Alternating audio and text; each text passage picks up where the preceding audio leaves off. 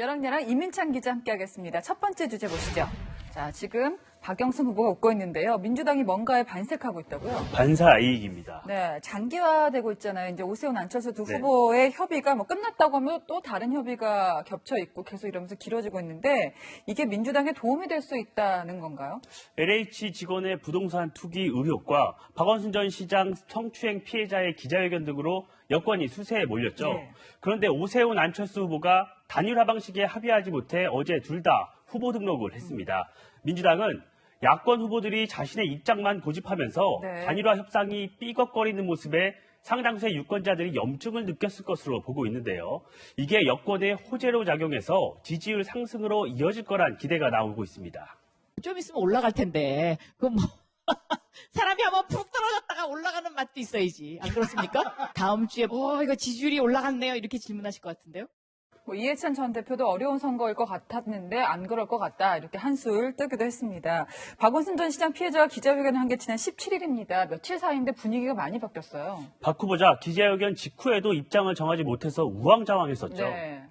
오늘 중요하시고, 중요한 그 부분은 제가 집에 가서, 진지하게 생각해서 오늘 저녁에 밤에 퇴근입니다. 여론이 악화하자 결국 박 후보자는 피해자에게 사과했는데요. 하지만 며칠 만에 박 후보자의 표정 상당히 달라졌습니다. 21분 도시 서울을 들고 나왔습니다. 우리 서울이 건강한 서울로 태어날 수 있다. 이것이 저의 공약이고 서울시 대전환의 목표입니다, 여러분.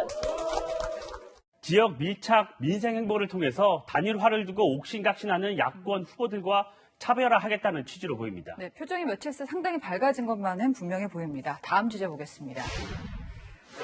발빠른 선관위, 야권 후보 단일화 촉구하는 그런 신문 광고가 게재가 됐습니다. 근데 이게 선거관리위원회에서 대응에 나섰다고요? 어제 주요 신문에 실린 광고를 보면서 말씀드리겠습니다. 제목이요. 김종인, 오세훈, 안철수님에게 고합니다. 이렇게 시작하는데요. 단일화를 이루지 못하는 당신들의 행태는 국민을 분하게 만들고 울분을 쏟아내게 한다고 했습니다. 이 광고를 두고 선관위가 조사에 착수한 겁니다. 네. 지금 울분을 쏟아낸다는 표현만 있고 지지한다는 표현은 없어요. 그런데도 선관위가 어떤 부분을 문제 삼고 있는 건가요? 공직선거법을 보면요. 예. 선거 180일 전부터는 정당 또는 후보자 성명이 들어간 광고를 할 수 없다고 돼 있습니다. 선관위는 해당 광고에 오세훈, 안철수 후보의 이름이 들어가 있기 때문에 선거법을 위반했다고 보고 있는 겁니다. 해당 광고를 낸 시민과 통화해봤는데요. 광고를 낸 당일 선관위로부터 연락이 왔다고 합니다. 선관위가 광고 경위, 광고비 출처 등에 대한 조사가 필요하다며 주말이라도 좋으니까 조사에 응해달라고 요구했다는 겁니다. 물론 실정법을 위반했다면 조치를 취하는 게 당연하지만 선관위의 대응 속도가 굉장히 빠른 편이에요. 이걸 두고 논란이 있죠. 국민의힘은 바로 그 대목을 문제 삼고 있습니다. 지난달 25일이죠. 문재인 대통령이 가덕도를 찾았는데요.